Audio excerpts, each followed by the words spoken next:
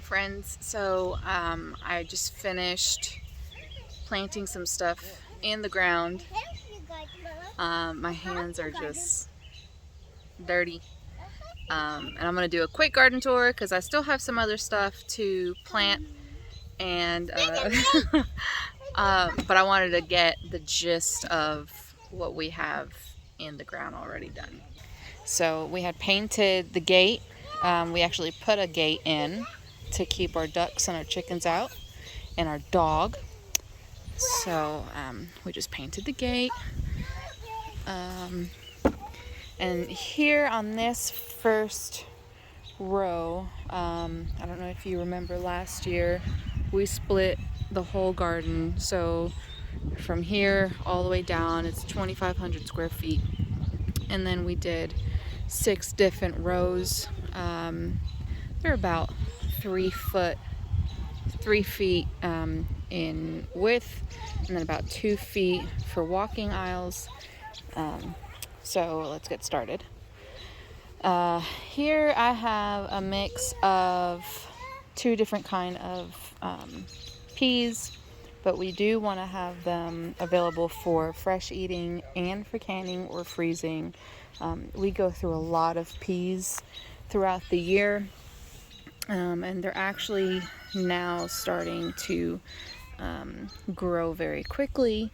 We did have some of the cold snap this past week for the last frost, so they seem to have popped up a little bit more. I did put 2 pick a bushel cucumbers here, one here and one here. They'll be about, I'd say, maybe 3 feet. So then we'll be able to kind of just pin them up. They should be more of a bushier level, but I had to pause for a second because I have a very chatty 2-year-old who's very excited. She just finished having an outdoor picnic with us while I took a break. So now she's swinging in a hammock and she was very excited about it. But anyway, let's continue on our garden tour. So what I was talking about was all of these peas. I interplanted some of them in some empty spaces just to see if I can get some succession sowing. I don't know if it's going to be successful. That's the first time that I've really kind of succession sowed peas, especially now where it's going to be getting warmer. Those are the 2 cucumbers. They're more of a bushy variety, so hopefully they'll be, like this cattle panel may or may not be useful. I'm sure with some of the varieties, you can just vine them up, but where this is more of a bushier variety, I don't know. This is the first time I'm growing those cucumbers anyway. Now these 2 tomatoes here are the world's smallest tomatoes. They're actually about, I'd say, that big maybe. They're about the size of a pea, and they are indeterminate, so they will grow all up on this cattle panel, and I only have 2 on this section here for a purpose because I don't want them to be too overgrown to where I just can't handle them. It happened last year actually on this panel also, but it was with a beefsteak tomato, and this thing was about 7 feet tall. So anyway, speaking of beefsteak tomatoes, here I have 4 determinate beefsteak tomato plants, and I only did 4 just to see what they were all about. So I will keep you posted on that.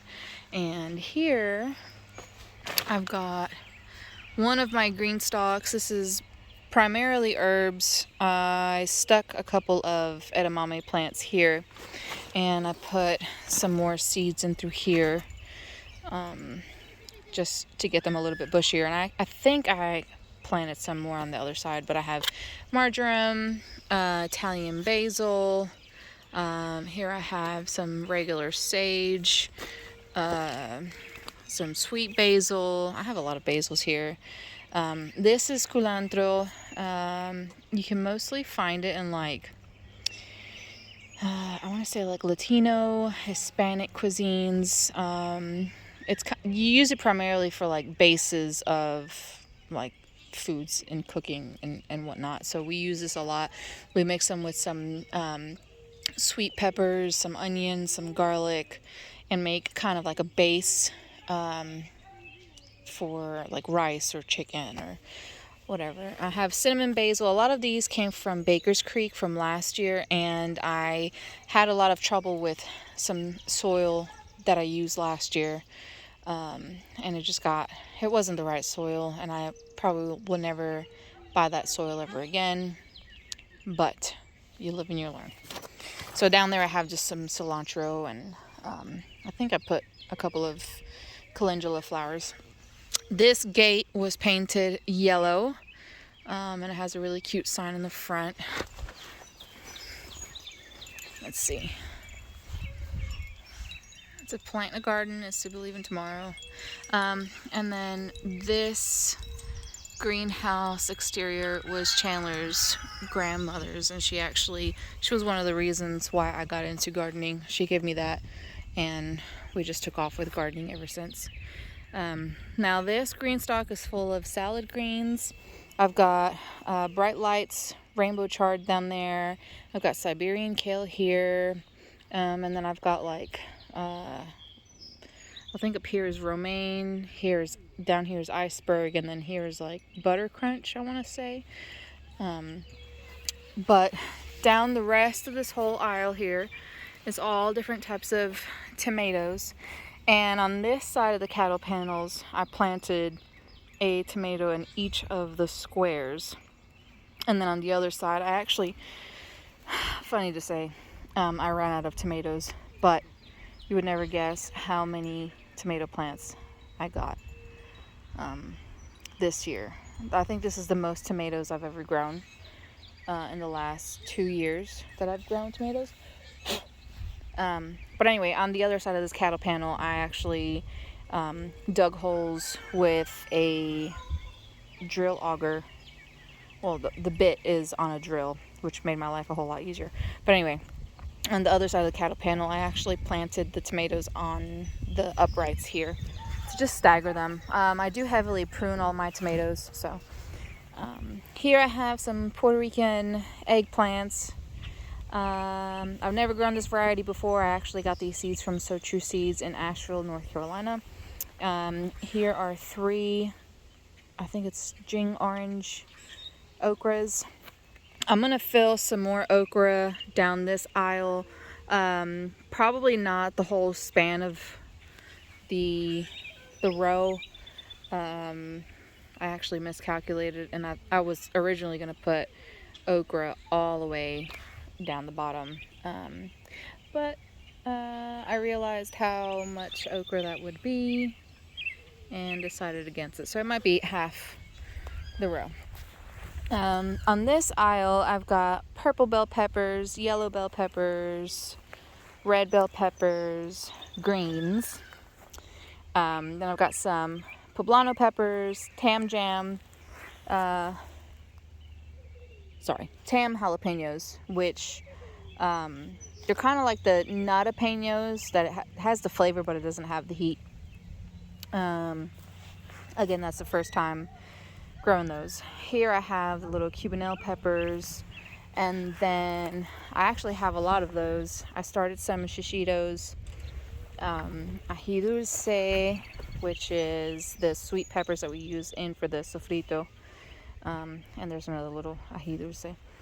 And then I left this whole space here, and I planted a Jamaican roselle plant. I will tell you later on what I'm going to do with that. And then I'm going to leave a whole big space here because the rest of this whole row will be hot peppers. And the reason why I do that is so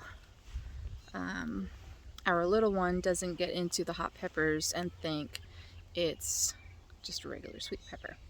Now last year I actually had the hot peppers down here, which was convenient because she didn't go down all the way to that side of the garden. Besides the fact that she she was younger, so her walking wasn't as good. So if she started walking that way, we could catch up to her. But now she actually runs, and we have to chase her. And then at the end of this row, right here, is another little roselle plant. And then I planted another one right here, I think, right? Yeah. I did a roselle plant here and here, just because it's going to look pretty. And because they're very bushy, and at the end of the garden, I have a magnolia tree. So, I've got more tomato plants here, you can see, and I actually planted 182 tomato plants today. I think today. No, I started some yesterday, but I only got maybe 18 yesterday, and the rest of them were today. Which I might have to add that Netflix has My Little Ponies on there, and they have a lock screen, or a locking feature for their screen. And if you give a 2-year-old some TV time and a chair to relax in with a little sun cover, you can knock out 182 plants in just a couple of hours. So now the rest of the garden, I'm going to have some onions, and I've got Walla Walla onions. These are the Walla Walla onions here. They're Spanish onions. They don't keep, so they're mostly just like the bag of onions that you buy at the store, and then you slice them up and whatever. So I plan on, whenever they do grow, I plan on slicing and dicing and then just putting them in freezer bags so we can use whenever we need to make anything with onions. And then these, from here on, we have to cover the row up, but I wanted to wait until some of the onions sprouted a little bit better. So these are the red barren onions, and these do actually keep for storage, so that's a good sign. We'll just have to cure them, let them dry. Down here I've got three zucchini plants, and then I have 3 straight neck plants. They look a little sad right now because I have not watered them, so they were dry in the beginning. My greenhouse got over 100 degrees, so I said I need to get all of this stuff out. And then I've got 3 butternut squash plants on this row, and then the rest of this is going to be the Spanish pumpkin. And then down at the bottom, I'm going to put probably some more pumpkins. I've got a couple of the Big Macs and Big Moon, like the giant pumpkins. So, and then down here, I'm going to put watermelon and cantaloupes. So that will be fun. And then on this last row here, I've got all this is potatoes. I almost said tomatoes, but all of it is potatoes, and they're actually sprouting. Hi, baby tomato. Here we go. Potato. I sound like my little one. Here's some more. These are very excited to come out. I'm really hoping that they just kind of poke through like that one did. I guess it's kind of like the non-Ruth method, just because we do have them in the ground like this instead of in like the chicken wire vertical planters. We tried that last year, and I don't know if it was because we had too many compacted together. They didn't do very well. We had a lot of little tomatoes, a lot of little potatoes, not tomatoes, sorry. But I heard that if you cut them, you will get more potatoes, but they will be smaller. If you don't cut them, you'll get more plants and, sorry, if you cut them, they'll get smaller potatoes, but more in volume. If you don't cut them, you'll get a little bit less of volume, but bigger potatoes. I think that's what it is. Anyway, whatever it is. My other green stalk, this is the last one. I've got German chamomile and Roman chamomile in there. I planted some yarrow in here. She's looking a little sickly, unfortunately. I think the bugs are getting to her. But anyway, I haven't planted anything else out in here. I don't know what I'm going to plant. I'll probably just put some more lettuce or something. I don't know. Last year I actually grew broccoli and some okra in some of them. I had some herbs on the top, and then I planted like the okra and the broccoli on the bottom. It was wild. This whole row here is uncovered because these are carrots. I plan on leaving it uncovered because when carrots bush out, they just overtake the whole entire bed. So I've got 2 different varieties of carrots in here. I cannot tell you the name off the top of my head. And then this bed, we're just waiting on some row covers here, but I have 3 little cauliflower plants. They look pretty decent. I have yet to grow cauliflower successfully, or cabbage, because cabbage moths are like the bane of my existence. So all of this is cabbage, and then we have cauliflower here, and then this whole row. So this whole row is, oh geez, what's that variety of? Bellstar. All of this is Bellstar broccoli. And then down there, I think it's Pac-Man broccoli. I asked the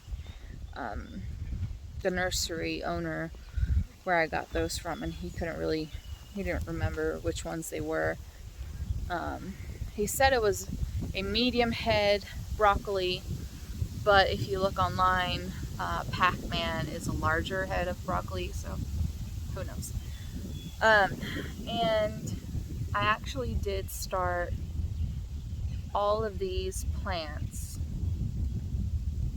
besides the 3 cauliflower and 1, 2, 3, 4, 5, 6, and the 6 broccolis. So all of this, I'm not tooting my own horn or anything, but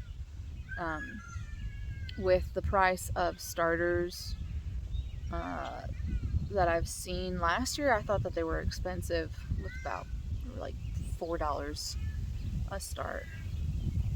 And now this year they're, by me, they're almost $6. They're like $5.50, $5.48, around there. So there's no way that I was going to buy some starts. So yeah, that's what I have so far. I still have to plant those hot peppers and the pumpkins, the cantaloupes, the fruits, you know. But that's pretty much it. That's all I have for now. I'm tired. I'm beat. My family's being silly right now, so anyway, I'm excited for this growing season. This is the first year that we can actually kind of relax, because last year we put this whole garden together and we started planting. So between Chandler being on one end of the garden and me being on the other, and he's putting up fence and making rows, and I'm over here starting seeds and putting them in the ground. It was rough last year, but this year's a little bit more smooth sailing. So I have maybe a week.